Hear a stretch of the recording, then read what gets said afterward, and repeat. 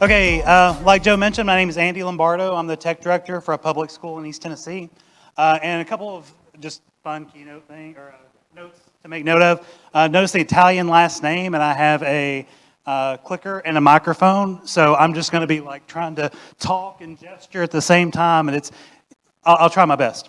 So I apologize if I accidentally throw something towards the audience because I'm a hand talker. I'm also a pacer, so I apologize. So basically the idea today, I want to talk about a little bit about our experience in K-12 with cyber attacks. And we're going to look at some things internally and externally, so kind of cover the whole gamut. But a little bit about, oh man, I didn't want to see my face that big. A little bit on my background. I was a classroom English teacher for 10 years, teaching middle school English, which is the natural path to technology for most people. It's that standard pathway. So did that for 10 years, teaching middle school grammar. And I was always kind of that school technologist person that if something broke, they were pulling me out of class to fix it. And I realized after several years of doing that, that's actually a job that you can do instead of it being something that you're pulled to do. So I transitioned into a role where I was doing instructional coaching, which is kind of like where you're doing technology integrations for new platforms. You're doing PD for teachers. You're doing tech support. I was running a student-run help desk. All those kinds of jobs. The more I did that kind of stuff, the more I fell in love with the infrastructure side and the technical side. So went back to school, got a bunch of certs, beefed up my home lab, just killed all that kind of stuff, and I just love the infrastructure side. So now I'd say about 90% of my job is infrastructure and about 10% instructional. So that's been my path for about the past 8 years. Being in that role. Another note on this is I'm not an expert. So I say that for a couple of reasons. First, because there are a lot of experts in the audience, and so I want to defer and say if I say something during this presentation and you're like, oh man, you could do this so much better than that, please find me, hit me up.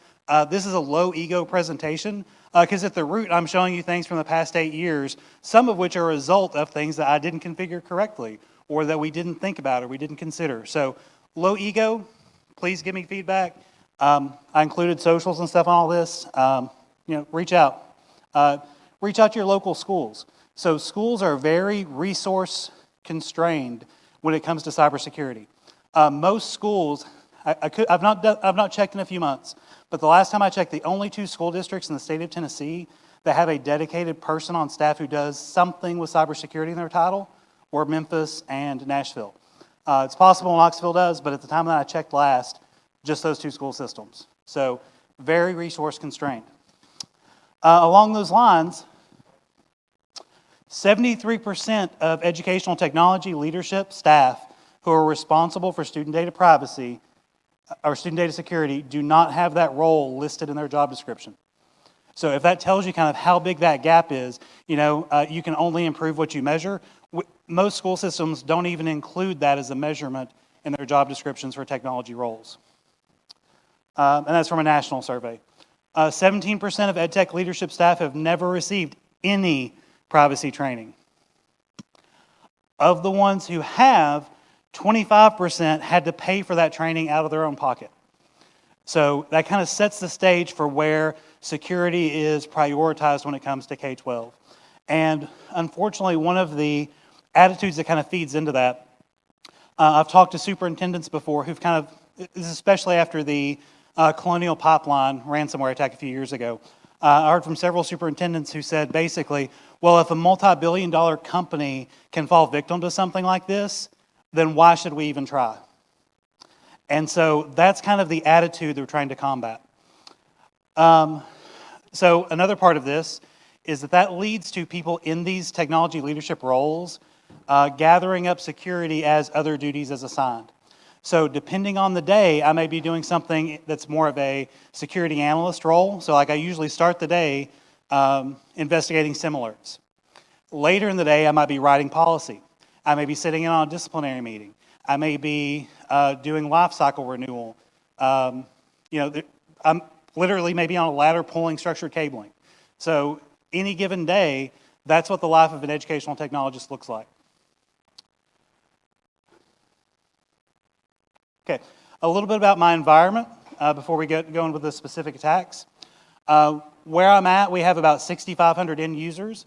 That's about 5,500 students and about 1,000 teachers and staff. 8,000 devices on-prem, 60 on-prem servers, all virtualized, so really just one big server, but you know what I mean. We have more than 50 SaaS providers with data, and I put an asterisk because that's one that we don't know, because teachers are very creative when trying to find tools to meet their students' needs, and so we have a plethora of shadow IT going on, where a teacher may have just found a site that looks like it could teach a standard, and then it's automatically, they take it and integrate it into what they're doing. And so we're also trying to control that flow and where we're sending data and what those vendors are doing with the data. So that's another one of our challenges. But we have at least 50 that we authorize sending data to, and then countless others. We field about 9,000 support tickets a year, support about 1 million square feet of Wi-Fi, have about 40,000 malicious Microsoft 365 login attempts a day, every day. That's one that very consistently, that is always going on. We're going to talk about that later in the presentation. And then we manage all of this with a staff of 7 full-time people, which is awesome compared to our full-time staff of 2 people when I moved into this role 8 years ago. So I just want that to kind of paint a picture for you of what things are like in schools. And my school is one of the better funded school districts in the area. So it's a problem with everybody, but the more need there is in a school, the less resources they have. Just a couple of national kind of more statistics to back this up. If we look at Microsoft, I don't know if they still release this, but they used to do like a monthly report about what industries had the most types of attacks, and education was always at the top of malware incidents, and it was always a margin like this. So education is that key target sector that people are going after. On the upper right, that's a cyber incident map. There's a group called the K-12 6 Security Information Exchange, and one of the things they do, aside from information sharing, is they track reported cyber incidents in schools. And so that's just a snapshot map of last year's activity from K-12 6. These are just ransomware specific incidents. So again, just showing that K-12 school districts are the leading industry in ransomware attacks in 2023, followed by governments, governments, colleges, and hospitals. And so why are schools a target? We have a lot of data, tons and tons of data that can be monetized. There aren't a lot of regulations for how data is kept and shared. The main legislation that governs what we do with data came out during the Watergate era. So it's been a minute. We have few people on staff to protect the data, as we talked about. And we can also serve as a pivot point for attackers, because schools generally have robust infrastructure and robust bandwidth. And so we see a lot of phishing attacks in particular that are launched from other schools that have been compromised. And so we're constantly having to flag and worry about being phished by people that have been compromised in other districts. So a couple other things that make us an attractive target. We talked about the lack of funding. Irregular monitoring. Most school districts, so I mentioned that I start my day with SIM alerts. Most school districts don't have any kind of log aggregation or alerting or EDR or MDR or any of those kinds of things. So we used to be lucky to have Microsoft Defender running. That was kind of the baseline we started with. So irregular monitoring, minimal network segmentation. A lot of school districts still have flat networks using pre-shared keys. That's probably the majority of districts. I don't have a good statistic on it, but most network administrators I talk to, especially in smaller districts, are running a flat network. We have attractive stores of data. I'm going to stop stepping on this one. And then poor device hygiene, and we'll talk about poor device hygiene as we get to some specifics. So I've always been a kind of an academic guy, and I've always been like, I really want to come up with a framework someday that someone's like, oh, the Lombardo framework or whatever. And so this is the best I've come up with so far, and that's the student hacker triad. So we've been a one-to-one school district for about 10 to 11 years now, meaning that every student in our district has an electronic device they're issued. In grades 4 through 12, they get to take those home. In K3, they stay at school. On those 4th through 12th grade devices, students are constantly trying to get to porn, games, and YouTube. That's the triad. And if you want to be stereotypical, what gender do you think this is usually? It's usually, I taught 7th grade for 10 years. It's usually 7th grade boys. But one of the things, weird side note that we've noticed over the past few years, especially post-COVID, is there's a fourth kind of factor fitting in, and those are AI chatbots. But not like ChatGPT chatbots, like your AI simulated girlfriend-boyfriend chatbots. That's become the new biggest category, and that's been most common with middle school and high school girls. And so that's something that we've started seeing that we're having to lock down against more and more. These areas really concern us because if you're wanting to go out and find malware, the sites that have these unblocked for schools are the places where you're going to find the malware.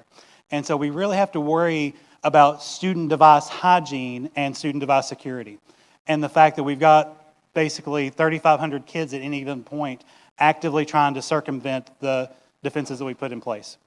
So that's our student hacker triad. That's kind of what we're going to look at the lens of the next 10 or so slides for. The things that they're trying to beat that we've got in place primarily are content filter, which is something that is one of the things that's legislated. We have to provide filtered network connectivity for students if we allow them to access the internet. So everything has to be filtered. They're trying to get past classroom management software. So that would be software where a teacher can pull up a website and they can see a thumbnail of all of the students' screens on their screen. And then it'll also record their activity. So at the end of a lesson, a teacher can go to their console and say, okay, during class, this kid went to this site, this site, this site, this site. And then they're trying to get past our app locker deployment, which is where we've basically said, okay, you can only install these apps on your Windows device. And so that's kind of what they're trying to get past to access pornography, games, and YouTube. And we're unique. Not all schools block YouTube, and not all of the schools in our district block YouTube. So that makes it really difficult to shut it down because we have to allow it for certain schools, we have to allow it for staff, but not other schools. And so it gets complicated as we're trying to chart those things out. We'll start with some of the easy ones. We see this one relatively frequently. And this is where kids are the best script kiddies.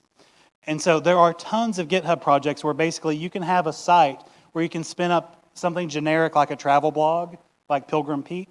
And so I kept getting reports from teachers from that monitoring software saying, hey, my kids are off task going to Pilgrim Pete. I'm like, what the crap is Pilgrim Pete? And so go to Pilgrim Pete. I'm like, okay, cool, it's a travel blog. They want to learn about Patagonia. Way to go, kids. And start clicking around, and it's really a blank website. But if you go to the blank page tab, go to the blank page tab, it takes you to a subdirectory where there are games that aren't blocked. And the games aren't blocked because this is a domain that someone spun up bespoke pretty much for this project. And so the kids went to GitHub, downloaded this package, got a domain name, put it up. Now they've got unblocked games on a site that previously wasn't on our content filter's radar. The way we found out about it, aside from the teachers reporting it, is we have Microsoft Defender. A lot of times the links the kids make for these sites are the cheap, free kind of domains that usually trigger an alert saying, hey, someone was sending potentially malicious links through your email. And then we'll see the link, we'll see who all was doing it, and then we can kind of track down and see which students were doing it, what domains are involved, what we need to block, who we need to talk to about discipline, reminding them not to try to get to porn and games and everything else. And so we kind of, because we have that visibility, we can kind of nip those new things in the bud as they spin up. But this would be like a sample email that they would send back and forth whenever they spin up a new one. They're like, hey, usually it's them finding it that another person has done in another district. Occasionally we'll have one who will do their own. But as soon as they find one, it's like wildfire. Like they'll send the links around until they've all got access. And then we block it. And then another fun side effect is that when you've got those kids you've picked out, you kind of just start watching them, and a lot of times I'll check their internet activity reports and I'll block it before they've sent the link. So it's ultimate whack-a-mole and not very effective, but really fun and satisfying. So, One that really gave us headaches this year, and again, this isn't like, we've got an APT attacking our devices. It's kids finding weird sites where they can do stuff. And usually those sites have malware attached to them in some way. And one we found recently is where they are downloading HTML files that have games embedded in them.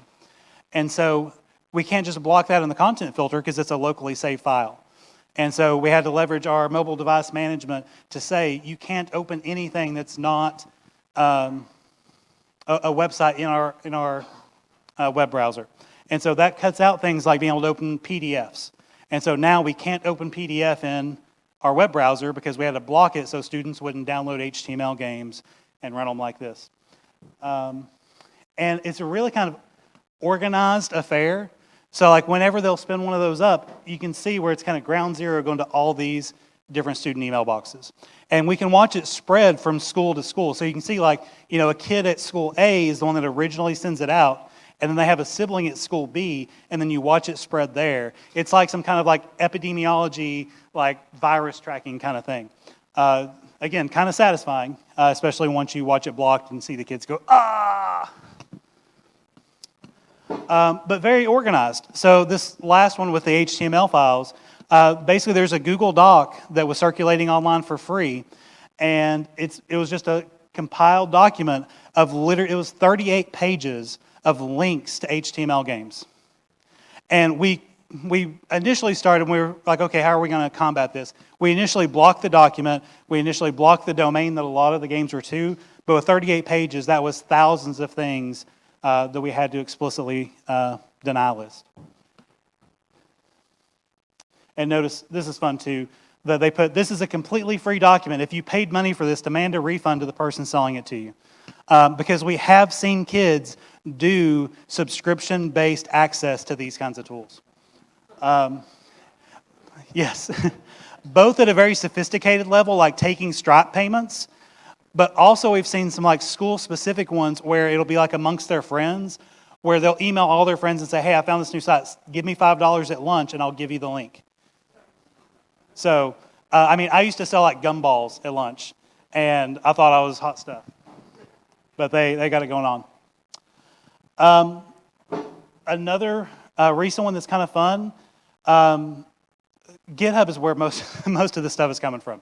But there's a tool called HiPackle that does a lot of things, but one is it will do tab cloaking. And what that means is generally the way a teacher, when they're doing that management software, the way they see something is they'll look at the browser tabs, or the software will tell them the student has these tabs open, and so they just glance, they see the name of the tab, they see it's Google, they see it's PowerSchool, they see it's whatever. And so HiPackle lets you take a game site or something and give it a different tab. And so they're the masters of obfuscation. And so if you ever want to see someone able to switch windows as fast as humanly possible, go into a middle school classroom and walk behind a student. Like they know all the hotkeys, they know all the gestures, they can do it very quickly. And so that's why it's a losing battle. So I'll have administrators say like, should we get rid of this monitoring software because it encourages teachers to just watch the screen and not watch the kids? And I'm like, no, because there is literally not a human way that they can monitor it without some technical solution. So this is a fun one. But as a GitHub project, we usually see that the kids will take it, something like Linode, some kind of virtual private server that's $5 a month, or that they have a $100 credit for free from watching network check videos. And they'll spin up their own VPS, they'll host it there until it gets blocked, they'll move it to somewhere else, do it again. And a lot of times, they'll be on domains like CDN networks, like cloudfront.net. And so we can't just block cloudfront.net. So they kind of use that against us. So we set up things like custom indicators that if we detect them going to this site, then it will alert us. So we just kind of add that to our alerting. Web proxies are a big one and very difficult. This one, Rammerhead in particular, it's one that they can subscribe to. There's a free version, but if you want faster speed, you have to subscribe. And so it's basically just a very simple web proxy where you can just open a browser in a browser and go to it. So there are a lot of tools like that exist, legitimate tools. Like I use Chasm workspaces a lot for kind of remote access or containerized access to things. But there's a defined market for where they make it as easy for students as possible. And usually, I've not done like in-depth demographic studies or anything, but the people making this, they're usually college computer science students who grew up in schools where the games were blocked. And they're doing this for fun. So it's a difficult audience to try to cut off. So Rammerhead is one. It's just like that. It's just a browser and a browser. And if you couple this with something like HiPackle, the teacher will see that they're in this education platform instead of Rammerhead. Another thing about this is one that a lot of different people spin up and on a lot of different domains. And so this has its own support Discord. And so kids will go to the support Discord and see which ones are active now. And so like there's a network of them actively trying to like communally work together nationally. It's like an underground web. It's like some apocalypse show or something. So Chasm, like I said, is one that I use. I've not seen students using it, but if it were me and I wanted to do it, it's one that I would use. Or something like Apache Guacamole that's like a remote desktop open source project to let you get that remote access. The hardest ones for us to find are the smart kids that will like open ports on their router at home and just connect to their home computer. Those are probably the most difficult. They're also the most savvy because they rarely tell people what they're doing. The only reason we catch 90% of these is because they're emailing each other and saying, hey, I found this. The ones that are just like, I just want to play games at school, and they figure it out for themselves and they do it themselves, we don't find them. So they're the ones we hire as interns. One of the things when we first went one-to-one with laptops, the biggest concern we had in the community was that the kids were going to use it to cheat. And really, we've not had that as a big issue until recently. But now they've turned into cheating as a service with products that are made. So there's an educational product called Edgenuity. And Edgenuity is a platform for self-paced, individualized learning. It got really big during the pandemic because basically schools can subscribe to it, and it's the entire curriculum, the entire content, all the assessments, everything.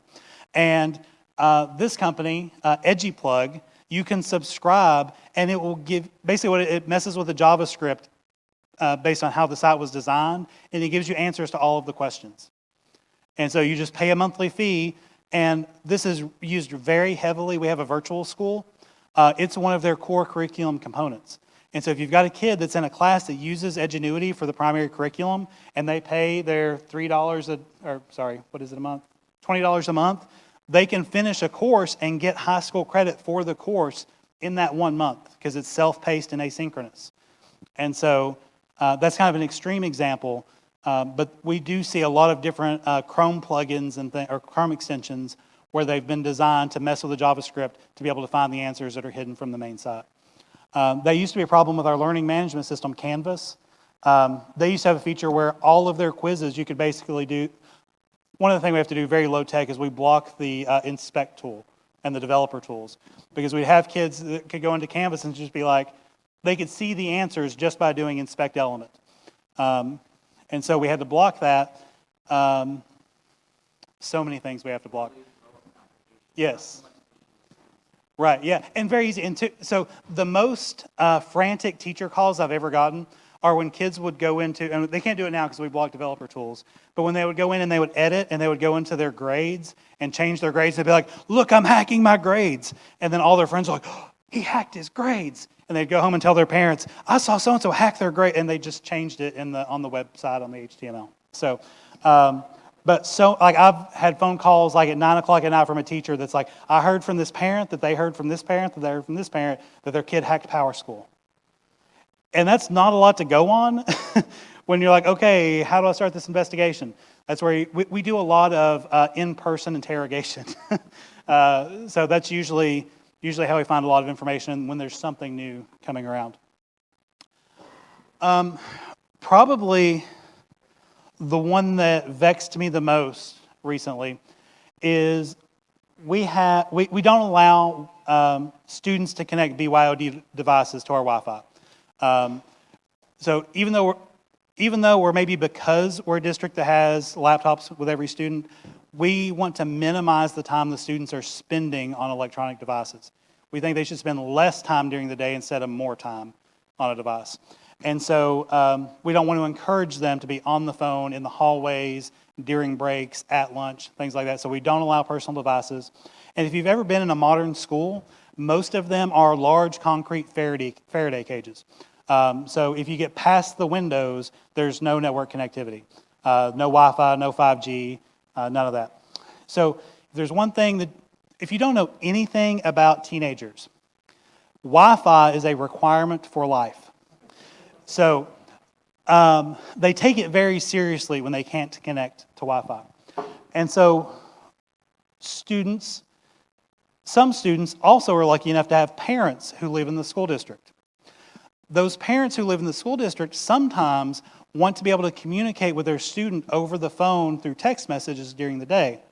And if the student doesn't have Wi-Fi and they're part of the building that doesn't have Wi-Fi, then it's hard for them to send text messages back and forth, and it's inconvenient. And so some of our teachers had the idea, I could just put my username and password in for their Wi-Fi credentials so they can connect to the Wi-Fi at school and we can text back and forth. Awesome idea. So when that happens, here's how it plays out on an average day. Say a parent teacher gives their kid their credentials at 7:30 in the morning. Kid comes in at 7:30. By 8:15, we'll look in the network access controller and have about 900 students signed in as that staff member. If you've never shared credentials with iPhone, it is so fast. So like the kids would basically be like, it would pop up and say, do you want to share your credentials with so-and-so? Heck yeah. And so we could watch that happen during the course of a day, just spread. And so our network administrator will be sitting there just staring at the NAC going, oh, this teacher gave their kid their password, and then we'd go talk to the parent, talk to the kid, deactivate the account, reset the password, treat it like a compromised account because it is. Educate the teacher like, hey, you know how we do single sign-on? And how that single sign-on password is your same password and same account for Wi-Fi, for Windows, for your grade book, for all of your educational applications. That's when you watch the face go, oh, I see what I did. I see why you're pissed off. Because initially it was always like, oh, it's just so they get on the Wi-Fi. Oh, with your gradebook password? Great. So the side effect of this. So, in a healthy environment, if you've got someone who is hammering an account trying to get in, you want to close the account down. You want to disable it. You want to lock it out. And so if you're a teacher who teaches a class, your credentials got out, and the tech department has reset your password because you had 800 kids signed in as you. Well, after you sign back in with your password, you've got 800 kids who still have your credentials on their phone trying to log in as you. So we actually had to disable our lockout policies because the kids figured out that they could intentionally DDoS teachers by trying to sign into their Wi-Fi as the teacher repeatedly. And so it'd be time for a test, and they'd be like, okay, everybody, sign in as them, just put a fake password, doesn't matter what it is. And they figured out they could shut down the teacher, lock out their account, and basically turn off class for the day. That pissed me off.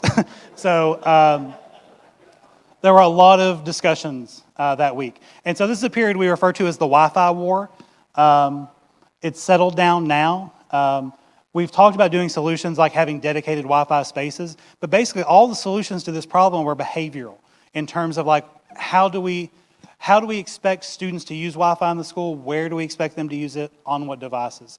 And so we very much try to segment and make sure personal devices or devices that aren't compliant or don't have clean posture aren't interacting where it shouldn't.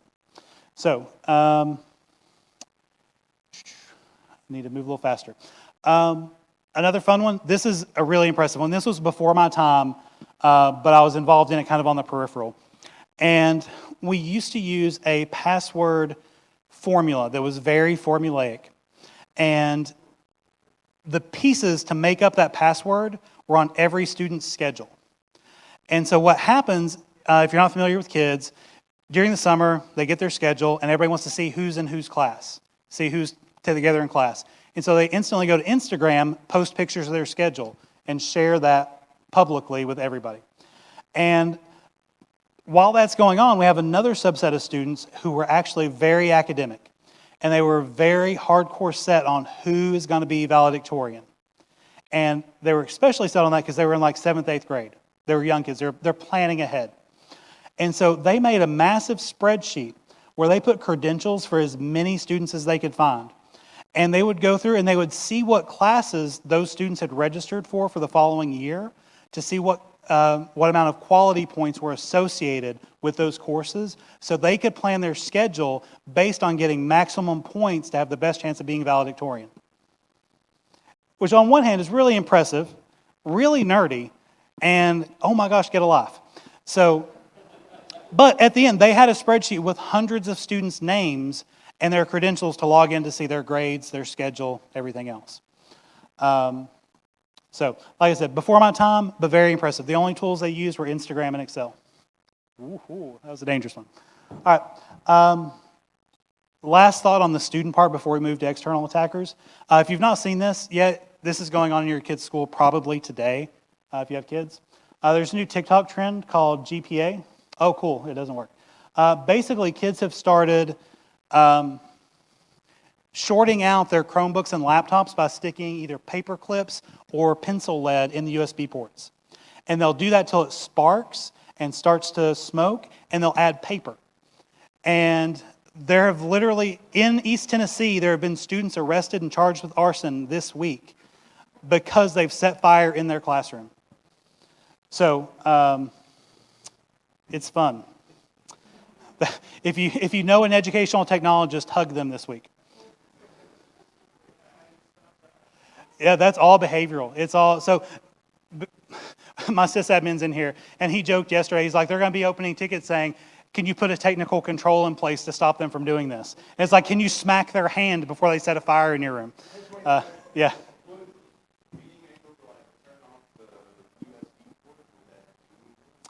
So not just USB ports, any ports that were on the side. Like you can watch the videos. There's some that are opening it up and shorting out the battery contacts.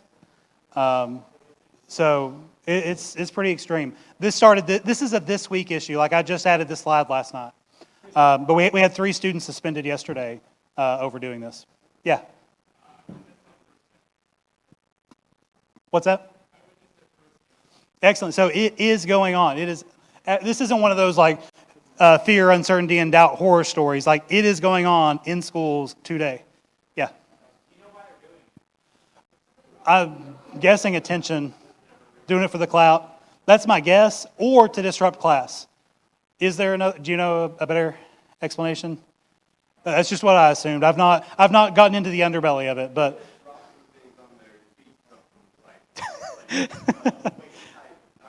There doesn't have to be an in-depth. All right. A couple other things. They like to live. They're professionals at living off the land. So we have some tools. One's called Shobi, another is Seesaw. These are learning management tools meant for younger students, but they also allow anybody to sign up for a free account. And so because they're a core educational product that we use and we deploy and we support, they are globally unblocked in our network. And so the kids will go and they'll make accounts for those services, and then they can basically be the admin of that service and be the teacher of that class, add their friends, and they have a communication platform that passes all the tests of being able to work on our network, but do things that we don't have control of and we don't want them to be doing. Replit, if you're not familiar with Replit, it's a cloud-based IDE. You can copy code from one place, paste it in Replit, and then play it in Replit. It's used in our computer science classes as the IDE. So they use that against us. They like to send messages back and forth in email drafts. They'll share credentials. I think it was General Petraeus a few years ago got busted doing something that way. But they'll communicate in email drafts so that their email isn't traversing email, and so that people don't see what's in the messages unless they specifically go looking. And then Lockdown Browser used for assessments. There's a bug in Canvas, our learning management system. We opened a ticket with them about 4 years ago, where basically if they click the right way in Canvas, they can jailbreak Lockdown Browser. So, yay. All right, so moving to external, and I'm probably going to have to pick up pace a little bit. Yeah. So, direct deposit attacks, very common in a lot of industries. We put a lot of personal controls in place where you have to physically go and talk to the person in payroll before we'll change direct deposit. That happened successfully several times about 5 or 6 years ago. DocuSign, we get a lot of DocuSign scams. Another thing that makes us extra vulnerable is because schools are so public, and we've got, we have to have our school board meetings. They're public. We post the minutes everywhere. For someone who's doing OSINT, they can go to the school board minutes. They can see what projects you're working on, who the vendors are who are involved, who the project managers are, who the leaders of the project are for the school, the people that are in the conversation in the board meeting, and then they'll target those accounts to compromise both with us and with those third-party vendors. So we've had more than one time where we've had a third-party contractor we're working with be compromised and communicate directly with the people in our district who are on the project that we're working with or talking about working with. So we have a lot of information out there, and it has to be publicly available. So I just tell people to be mindful. If you get something suspicious, stop and think, because it happens all the time. We had a fun typo squatting one that wasn't us. Someone bought a domain that was like one letter off of our domain and used my name, and they ordered several $1 million of gaming laptops to be delivered to them and billed to us. Almost every vendor we work with caught this and said, this just didn't sound right, so I wanted to reach out to you. There was a vendor we hadn't used before who they ended up calling me saying they were on Alcoa Highway and said, hey, I'm delivering these pallets of laptops for you to the U-Haul place. Where do I pull? I was like, you pull back to your dispatcher and go away. So, yeah. Classic phishing still exists. We get the Nigerian prince scam all the time, that kind of stuff. We get some more sophisticated ones where, they'll click and it will open up another email and send on a chain that you've already started. Those spread like wildfire. We experience a lot of cookie theft kind of things, like if you're familiar with Evil Jinx, where they can bypass MFA by sending you a link. You click on the link, does man in the middle, and you put in your credentials, do the MFA. They capture your session token, and then can sign in as you. Evil Jinx, and it's on the next slide too. I've got it, so I'm out of time, but on the presentation there's a demo walkthrough of doing that attack. And then there's also on the slide all the code. So if you go to the QR code, you can get the walkthrough of me doing an Evil Jinx attack where you bypass MFA by stealing a cookie. And it's got all the code, all the walkthrough, all that stuff. So that's a fun one. When we've seen that happen, we've seen it pretty reliably happen to where, when we know there's a malicious link and we'll test it out, it takes about 6 minutes from the time they click on the link till there's a successful login in our Microsoft 365 environment showing that it had performed MFA. So 6 minutes is a pretty quick response. And those messages are targeted. My regular teachers don't get those. Those go to my finance director, my human resources director, my director of schools. They're very targeted. Just about 5 minutes before. Oh, yes. Sweet. All right. So password spray attacks. This is what I mentioned at the beginning, that we have about 40,000 attempts a day. And if I go back 8 years ago, all 40,000 of those attempts could have been successful if they had the right credentials. And so one of the things we do, because there's no way for us to stop this. We can't stop them from trying to log in as us. One of the reasons we're a very big target is schools. One of the things that's usually on a school's improvement plan is improving parent and staff communication and reducing as many barriers to communication as possible. And so a side effect is most schools have every single email address of every single staff member posted publicly on their website, along with what department they're in, who they work for, what school they're at, all that kind of information.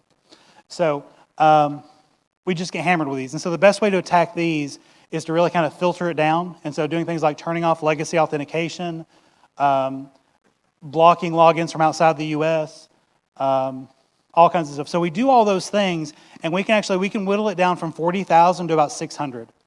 And so we get about 600 attempts a day where if they have the right credentials, and MFA, they could get in. So we spend a lot of time trying to reduce that attack surface. And one of the things, so when I mentioned this statistic about 40,000 a day, when I'm talking to my stakeholders, almost everyone's kind of universal response is, why are people being so persistent to go after us? We're just a school. And so go back to some of those beginning slides about kind of our resources, lack of resources, easy, soft target. And we've got money, we've got data, we've got infrastructure.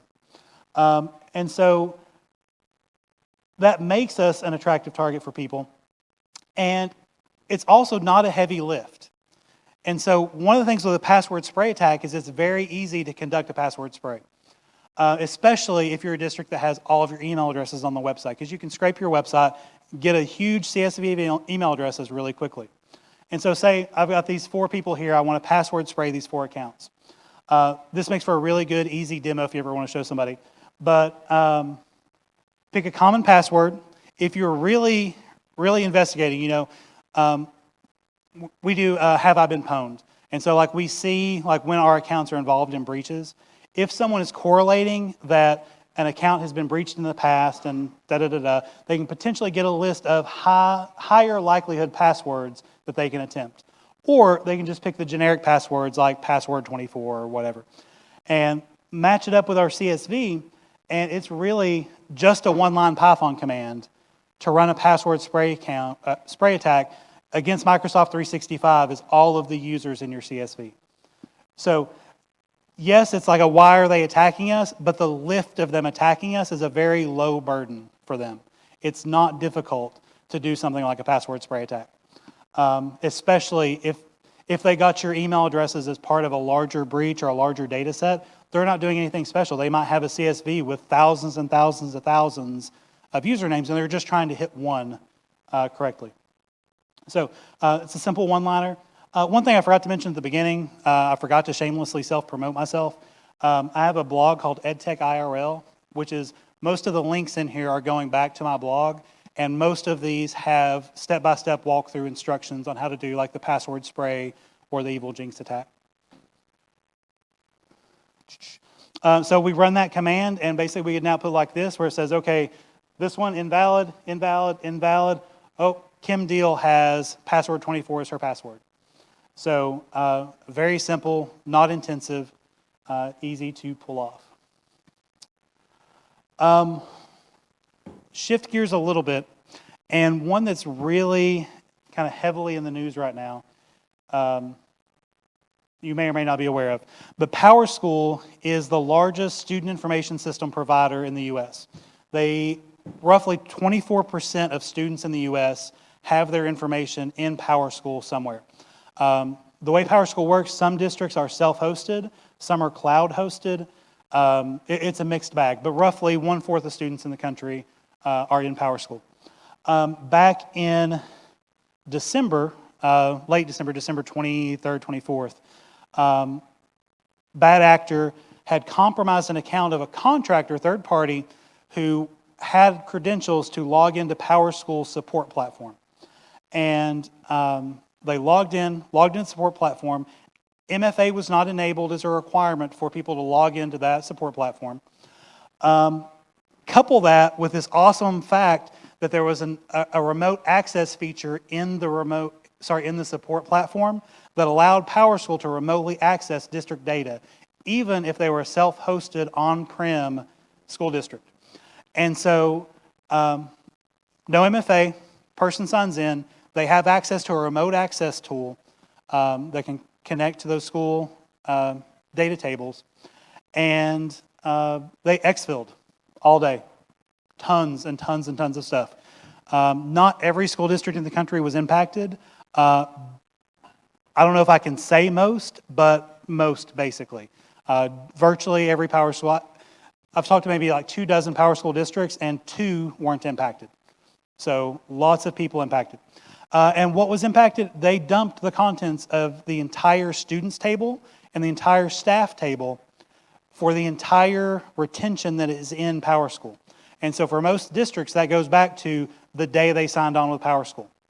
So PowerSchool's been around since '97, I think, and so there are districts that had data on previous students, previous staff members, everybody going back more than 25 years.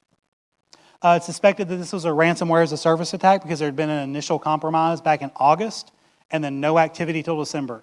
And so kind of the speculation was someone got the creds as an initial access broker, sold the creds, and then someone exfiltrated. And then 2 days ago, okay, so this was in December. January, PowerSchool pays the ransom for them to not release the information. And their rationale was they said that this attacker group, which is Shiny Hunters, their attack model is depends on trust. If they're going to be ransoming people in the future, they want to be able to point to us and say, hey, we did this to them and we didn't double charge them, so you can pay us the ransom and feel good about it. And so that was in January. Earlier this week, Shiny Hunters started sending out notifications to individual school districts saying, please give us 25 Bitcoin or we will release all of your data that we breached from PowerSchool. And so that's kind of going on right now and being sorted out. They've also not sent that to all of the schools yet. They're kind of doing a rolling release. I don't know if they're seeing how it goes or beta testing it or what. So far, they've only sent it to North Carolina schools. But there are schools all over the country impacted. And now that ring of double extortion is starting to roll. So that's been why I've not been sleeping this week. But yeah, so basically, third-party risk is kind of that new frontier for us. So every time, being in the security field, you know that there's always another door. And so we're constantly trying to figure out, here's where we are today. What can we do to be better? And for schools, it's difficult, but we're always looking for resources. We're looking for people. We're looking for information, relationships, community. There aren't many security tools or programs that are made specifically for K-12. Like I could probably count them on one hand. Everything is usually an enterprise product that they do EDU pricing for. There are very few that are made and tailored to EDU. So we're constantly trying to build relationships. We're trying to collaborate with each other, collaborate with people in industry. So like I said, if you have a specialty in cybersecurity or an interest and you have kids in school, you think about volunteering for schools like going and cutting out cardboard or whatever. Maybe hit somebody up and say, hey, do you need some help with security awareness training? Do you need help with XYZ? I have the specialty, I could help you. I'm sure that would be welcome in many, many school districts. I'm going to skip ahead because it's how are we on time. This is a 70-slide presentation. We're at 40, so I figured this would be how far we would make it. So, oh, no. But if you want to get the presentation, the QR's in the upper right hand. The rest of the slides are based on basically the things that we do for defenses or the things that we suggest to people to do for defenses. And that's an area that I would like to do like a part 2 where I get feedback from, is this a good idea? Is this not a good idea?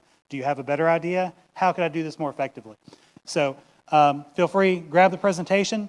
I do that blog, edtechirl.com. It's basically geared on K-12 security, infrastructure, that kind of vein. And then I co-host a podcast called The Zero Breach Zone that's specifically geared towards K-12 cybersecurity. So feel free, anywhere that you can consume podcasts, I would love for you to listen. And that's me. Thanks.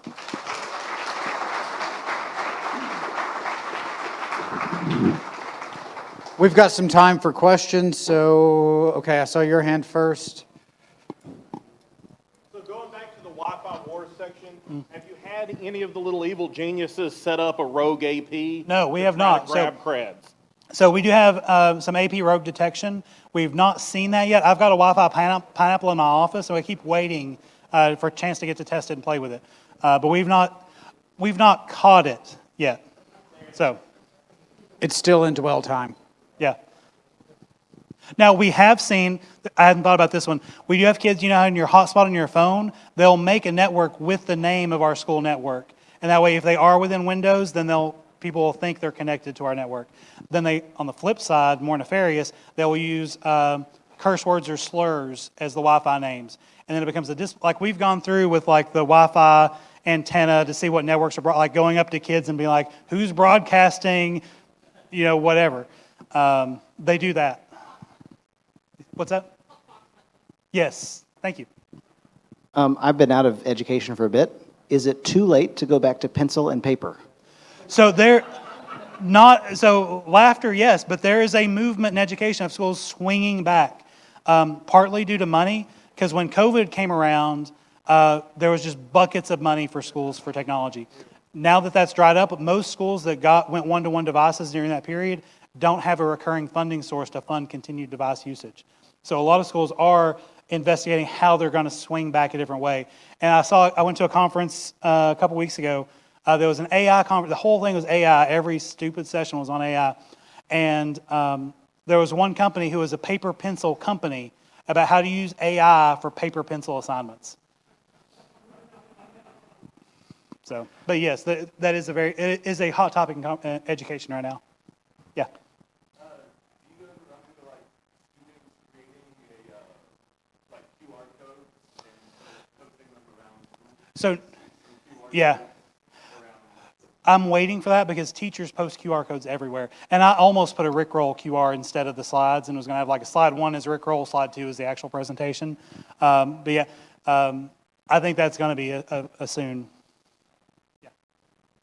As a parent, this is sort of scary, but as a hacker, this is sort of hopeful for the future of humanity, I think. In ways, hearing about how creative all the kids are. My question is, do you ever have any very intelligent students that you bring in to help? Any guys that are local, that are your students, that you're, help you? Yeah, short answer is yes, but the discouraging part is the longer we've been, so people talk about digital natives with kids and technology, and the way I look at it is, yes, they are accustomed to using technology, but they're accustomed to using a phone. And so we've actually seen a decline in kids with those really high skills. There are a lot of kids who are good at doing the replication, script kiddie, kind of, like I saw a YouTube video and I did this, but for most of them, that's where they stop. We have hired interns before who have, I had a kid who was bypassing our content filter by doing HTTP over DNS. So he's the kid we put in our department. He made our inventory tracking software for our laptop deployment. So that's what we used him for that. We had other kids that whenever we buy a new device or use a new platform, a lot of times we'll give them to kids and say, hey, can you get to the dark web with this? Bring it back to us tomorrow and see if they can or not. So we do try to harness some of that for good, especially when they're the kids that have the combination of high aptitude and they're not malicious.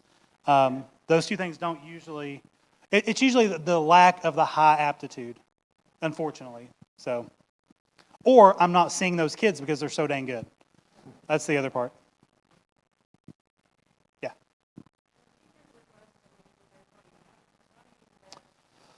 Okay, so that's hard. So right this minute, I am not vetting third-party apps. We have done it in the past. We're in the middle of a transition. We're doing some staff changes where the person who's responsible for that is leaving. And so we've not sorted out what the process is going to be because we're waiting on legislation. Well, not waiting, but there's going to be legislation coming soon about student data privacy agreements and us having to maintain those with vendors. And it's hard to get vendors to agree to do those agreements with us. And so we're kind of waiting for some of that to shake down before we finalize what we're doing. But yeah, that's a hot topic of conversation weekly. Sorry. You said that a lot of schools that you work with are kind of like large Faraday cages, and you also said that you don't want the students connecting to the Wi-Fi networks from their personal devices. Yep. So how do you implement MFA in that environment? Okay, so we have not enabled MFA for students. We have for teachers. So all of our teachers, all of our staff are MFA. They also are, faculty and staff are allowed to connect to Wi-Fi. MFA for students is a hot topic because I could see doing MFA with a phone for upper grades, but we have kids with the devices down to kindergarten. And so we've looked at some products. We have one that we use for single sign-on that does a PIN-based MFA. And so we're talking about rolling that one out. That's a place, the lower grades is a place where it's ripe for a product to be made to assist with MFA for younger kids. Because until we figure out probably like the K through 4th grade, I'm not going to be able to get traction on K-12 to do MFA. And I was just able to get staff to MFA. This is our 3rd year of MFA for staff. And that was an uphill battle. All right. Let's give it up for Andy.